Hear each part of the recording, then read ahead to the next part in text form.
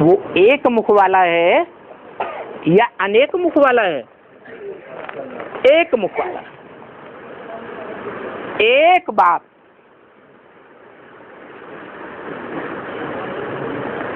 कहते भी है, ट्रुथ इज गॉड।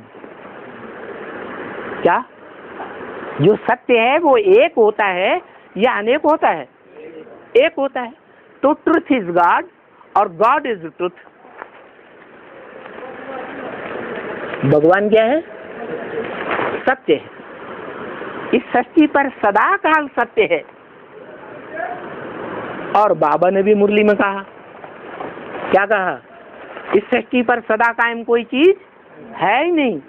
सदा कायम एक ही शिव बाबा है जो मनुष्य सृष्टि का बीज है।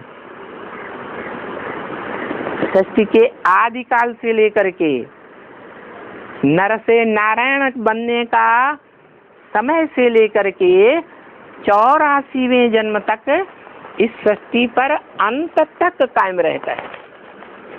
और जब नई सृष्टि शुरू होती है तो भी कायम रहता है। इसलिए झाड़ के चित्र के ऊपर वो एक ही शख्सियत बैठी हुई दिखाई है, नग्न रूप में। कौन? शंकर को दिखाया। जो बीज सृष्टि रूपी वृक्ष का नीचे पहले पहले बोया गया, वो ही बीज कि दाना खाक में मिलकर गुले गुलजार होता है। वो कैसा बीज है? कैसा दाना है? कैसा दाना है धरणी में अपने को खाक बना देता है। सारी शक्ति एड़ी से लेके चोटी तक की सारी शक्ति नए वृक्ष को तैयार करने में पूरी शक्ति लगा देता। खाक हो जाने के बाद कुछ बचता है? कुछ नहीं बचता। खाक हो गया माने खलास हो गया। तो देखो वो बीज है जो धरणी रूपी कन्याओं माताओं में अपनी सारी शक्ति तिरोहित कर देता है। क्या? अपने पास कुछ भी नहीं रखता।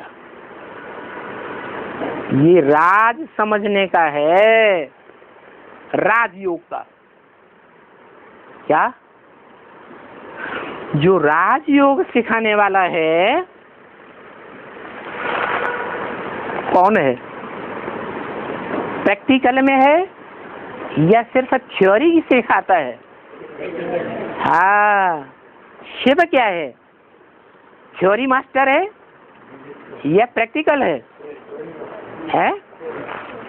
वो खुद कहता है, बच्चे मैं तो त्रिकालदर्शी हूं, लेकिन तुम बच्चे क्या हो? मास्टर त्रिकालदर्शी हो।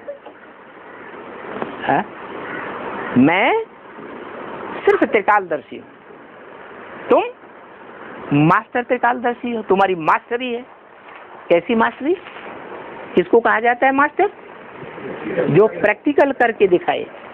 आज भी दुनिया में परीक्षाएं होती हैं तो जो प्रैक्टिकल में फेल तो फेल, थ्योरी में सारे सब्जेक्ट्स में पास हो जाए और थ्योरी में टोटली पास हो जाए, लेकिन प्रैक्टिकल में अगर फेल हो गया तो क्या माना जाता है? फेल माना जाता है। तो बताया तुम प्रैक्टिकल राजयोगी हो। नंबर बार तो जो प्रैक्टिकल राजयोगी है, क्या राज भरा हुआ है? क्या राज भरा हुआ है? अरे बाप, शिव बाप इस सृष्टि पर किस लिए आते हैं? राजयोग से राजाई की स्थापना तो करने आते हैं, लेकिन उनका लक्ष्य है 3 मूर्तियों के द्वारा संपन्न होता है। क्या? स्थापना, पालना और विनाश। उन तीनों मूर्तियों में सबसे सशक्त और सबसे ऊंची स्टेज में रहने वाली मूर्ति कौन सी है? शंकर। तो जो सबसे सशक्त मूर्ति है, जो परमधाम के बिल्कुल नजदीक है, उसमें पहले आता है, बीच की मूर्ति में आता है या नीचे की मूर्ति में आता है? पहले किस में आता है? है? ऊंचे पे जो ऊंची मूर्ति है उसी में आवेगा ना। क्यों? क्योंकि वो एक ही मूर्ति है इस सृष्टि रूपी वृक्ष में जो निराकारी स्टेज के बिल्कुल निराकारी धाम के नजदीक है। तीसरी मूर्ति साकार दुनिया के नजदीक है या निराकारी दुनिया के नजदीक है? साकारी दुनिया के नजदीक है। वो साकार है और वो निराकार है। और बाप कहते हैं बच्चे ऐसी प्रैक्टिस करो। कैसी? 1 सेकंड में साकारी साकार कर्म इंद्रियों से कर्म करने का अनुभव करने वाले 1 सेकंड में, और 1 सेकंड में क्या बन जाओ? है निराकारी बन जाओ। प्रैक्टिकल कर्मेंद्रियों का निराकार ज्योति बिंदु की याद में कोई रस लेने का अनुभव न हो, कुछ भी प्राप्ति का अनुभव न हो, ऐसी निराकारी स्टेज लेने वाले जो सत्य रूपी वृक्ष के झाड़ के ऊपर दिखाई गई है। नंगी है, कपड़े पहने हुए है, नंगी है। नंगी का मतलब क्या हुआ? निराकारी आत्मिक स्टेज में है, और वो ही ऊंचे से ऊंचा भगवंत है इस सृष्टि में। क्या? ऊंचे से ऊंचा भगवंत है जिसको हम शिव बाबा कहते हैं।